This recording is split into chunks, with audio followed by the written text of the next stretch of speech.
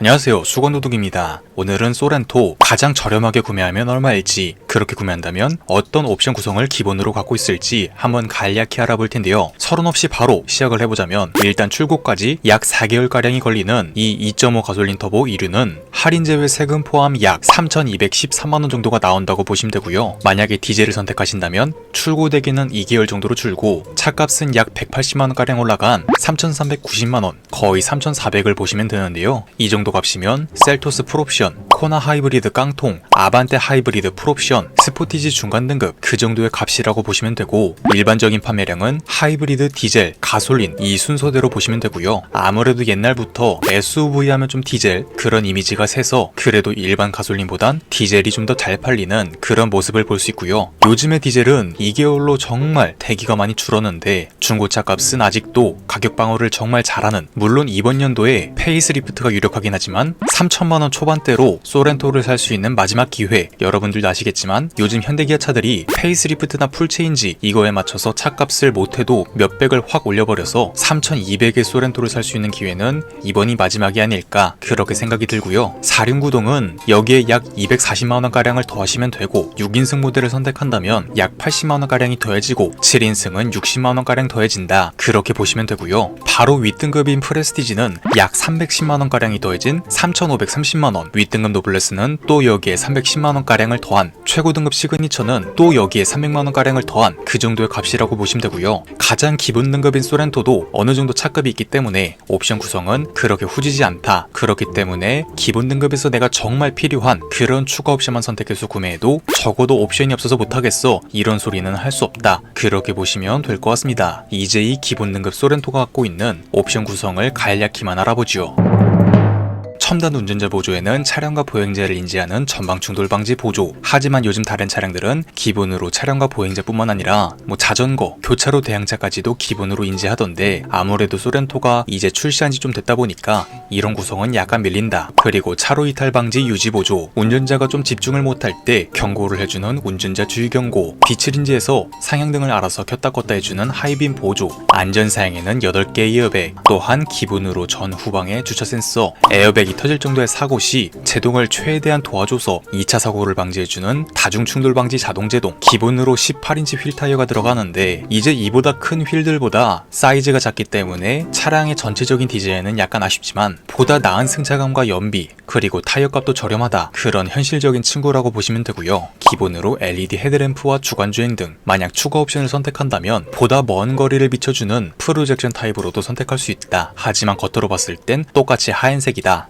역시나 기본으로 하얀색 LED 안개 등, 전동 접이, 조절, 열선 기능이 들어간 LED 사이드 미러, 윈드 실드, 그러니까 앞유리와 일렬의 이중 접합 차암 글라스가 들어가면서 차량이 조금 더 정숙해진다. 이외에 문짝에 흡음재가 더 들어가면서 스포티지보다 확실히 더 조용하다. 그렇게 보시면 되고요. 기본으로 4.2인치 계기판이 들어가는데, 그 스타리아에서 처음 시작된 풀사이즈 계기판의 느낌만 나는 그런 요즘 계기판은 적용되지 않았다. 옛날 디자인에 그런 아날로그 계기판이 들어간다. 이거는 분명히 큰 단점. 또한 기본으로 열선 가죽 핸들, 기본 등급에선 투톤 핸들은 선택할 수 없고요. 가죽 변속기 노브, 역시나 기본 등급은 돌리는 방식의 전자식이 아닌 일반 부츠형 변속기 노브. 요 아래 버튼으로 룸미러를 올리고 내릴 수 있어서 뒷차의 눈뽕을 막을 수 있는 DNL 룸미러, 자동으로 눈부심을 방지해주는 ECM 룸미러는 아니고요. 기본으로 벤츠 스타일의 LED 실내 등, 또한 기본으로 블랙 혹은 새들 브라운 인조가죽 시트, K5와 다르게 기본 등급부터 새들 브라운 인테리어 선택 가능. 이 점은 굉장히 좋고요. 일렬의 열선 시트, 운전석의 앞 뒤로 조절할 수 있는 허리 받침대인 럼버 서포트. 하지만 아쉽게도 전동 시트는 들어가지 않고요. 2열의 6대4 폴딩 시트. 소렌토는 어느 정도 덩치가 있는 차량이기 때문에 2열을 폴딩해서 평턴한 후 성인 2명 정도는 넉넉하게 차박을 할 수 있다. 또한 원격 시동 기능이 들어간 버튼 시동 스마트 키, 버튼으로 작동하는 사이드 브레이크인 전자식 파킹 브레이크와 내가 잠깐 정차 시 브레이크를 한 번만 밟아도 정차 상태가 유지되는 오토홀드. 이 친구는 시내 주행에서 있고 없고의 차이가 정말 큰, 서울에서 장시간 주행했을 때 다음날의 피로도를 바꿔주는 그런 굉장히 친절한 옵션. 후방 카메라, 하지만 화질은 그냥 보통, 그 정도로 보시면 되고요. 내가 설정한 속도로 가속을 해주는 크루즈 컨트롤, 수동으로 핸들을 위아래, 딜트, 앞 뒤로 텔레스코픽 기능, 그리고 기본으로 프로토 에어컨이 아닌 수동 에어컨. 기능도 약간 아쉽지만 하지만 디자인은 더욱 아쉬운 그런 완두콩 3인방이 들어가고요. 일렬에만 끼임 방지 세이프티 파워 윈도우. 하지만 제가 저번에도 말씀드렸지만 이런 패밀리카는 1열보단 2열이 먼저가 돼야 하지 않나 그런 생각도 분명히 들죠. 또한 기본으로 6개의 스피커, 팰리세이드나 그랜저 이 정도 급에 가야지만 기본 스피커는 8개가 되고요.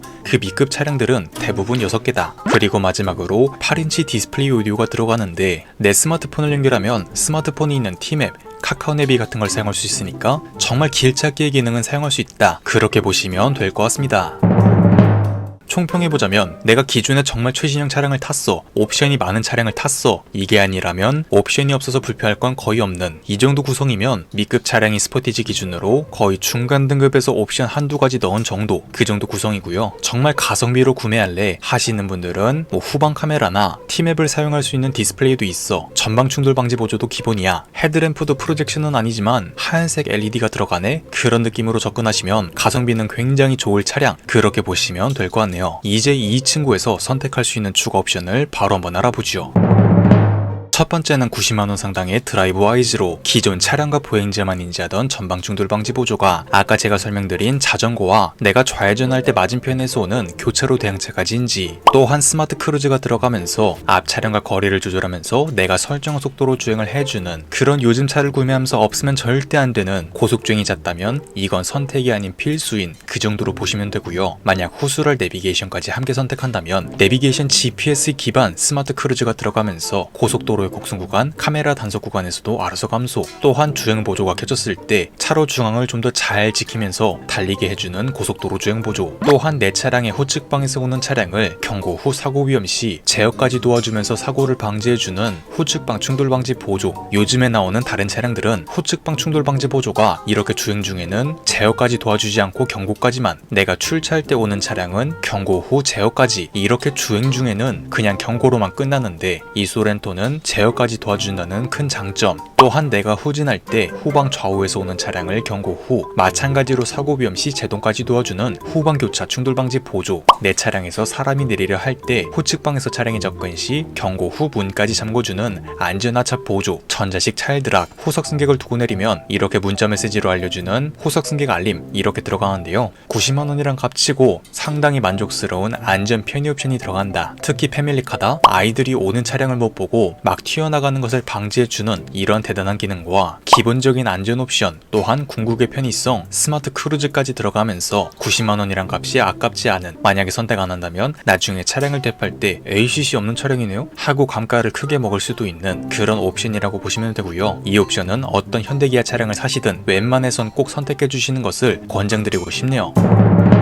그리고 다음은 130만원 상당의 내비게이션 팩으로 기존 폴대 방식의 안테나가 상어 지느러미 모양으로, 그래도 차급이 있는데 기본으로 폴대 타입? 이건 좀 웃기는 부분. 또한 기존 수동 에어컨이 독립 제어 프로토 에어컨, 그러니까 운전석과 조수석이 각자 원하는 온도로 설정할 수 있는 그런 에어컨으로 바뀌면서 프로토 에어컨으로 바뀐다. 그러니까 습기 제거를 해주는 오토디포그, 공기청정 기능, 터널에 들어가기 전에 알아서 창문을 닫고 내기 순환으로 바꿔주는 외부 공기 유입 방지 제어, 이렇게가 들어가는데 안타깝게도 요즘 차량들에 정말 많이 들어가는 주행 후 에어컨을 말려줘서 냄새를 방지해주는 FW는 빠졌다. 이 부분은 나중에 사제로 시공하면 좋다. 또한 2열에도 끼임 방지 세이프티 파워 윈도우가 들어가면서 내가 무심코 창문을 올렸을 때 2열에서 생길 수 있는 끼임 사고를 방지해준다. 패밀리카에 정말 어울리는 옵션. 또한 기존 8인치 디스플레이가 약 2인치가량 커지면서 순정 내비 탑재, 또한 내 스마트폰으로 미리 차량의 시동도 걸고 에어컨도 켜두고 할 수 있는 기아 커넥트, 마찬가지로 스마트폰 어플을 사용할 수 있는 폰 프로젝션, 차량 내에서 주차장 결제나 주유소 결제, 그런 걸 할 수 있는 기아 페이, 이렇게 들어가는데요. 정말 길찾기의 기능은 이 옵션을 선택하지 않더라도 8인치 디스플레이를 통해서 T맵을 사용할 수 있다. 다만 좀 더 큰 디스플레이, 약간 더 좋은 편의성, 또한 겨울이나 여름에 집에서 미리 에어컨이나 히터를 켜두고 차량에 갈 수도 있고, 아까 설명드린 그 내비게이션 기반 스마트 크루즈가 활성화된다는 장점도 있는데요. 나중에 팔 때 조금 더 차값이 올라가는 건 기본이고요. 가격이 절대 저렴하진 않지만 기본 등급에서 드라이브 와이즈와 이 내비게이션은 웬만해선 선택하시는 것을 권장드리고 싶네요.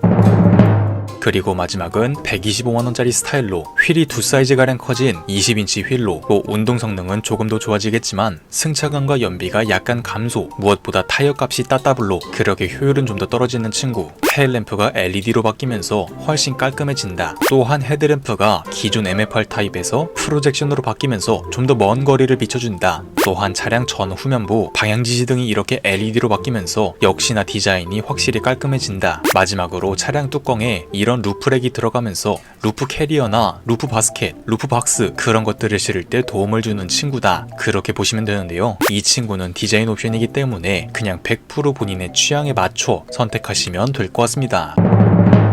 최종 차값을 알아보자면 가솔린 2.5 터보 2륜 모델 5인승의 기본 차값 할인 제외 세금 포함 약 3,213만원, 여기에 드라이브 와이즈, 내비게이션 이렇게 두 가지를 추가한다면 최종 차값은 3,440만원 그 정도가 나온다고 보시면 되고요. 이 정도 값이면 제가 단언컨대 3,440으로 이 정도 덩치의 스마트 크루즈도 들어가 순정 내비도 들어가 지금 소렌토나 산타페 단종되면 절대 살 수 없는 값이다. 이건 장담 드릴 수 있고요. 나는 가솔린 엔진에 좀 불신이 있어 하시는 분들은 디젤로 선택한다면 기본 차값 3,340, 드라이브 와이즈, 내비게이션 두 가지를 추가하면 3,630만원 그 정도가 나온다고 보시면 될 것 같습니다. 마지막 할부금은 방금 견적낸 가솔린 모델 기준으로 한번 알아보도록 하죠. 만약 초기에 납부 후에는 세금이 기타 비용을 제외한 3,218만원을 전액 할부 시 7% 기준으로 36개월에 99만원, 60개월에 63만원, 선수금을 1,000만원 정도 납부한다면 60개월에 48만원, 36개월에 75만원, 선수금을 1,500 정도 납부한다면 36개월에 60만원, 24개월에 87만원 그 정도가 나온다고 보시면 될 것 같습니다. 보시든 요즘 금리가 굉장히 세기 때문에 웬만해선 선수금을 최대한 밀어넣고 할부도 짧게 끊는 것을 권장드리고 싶네요. 이상 수건도둑이었습니다.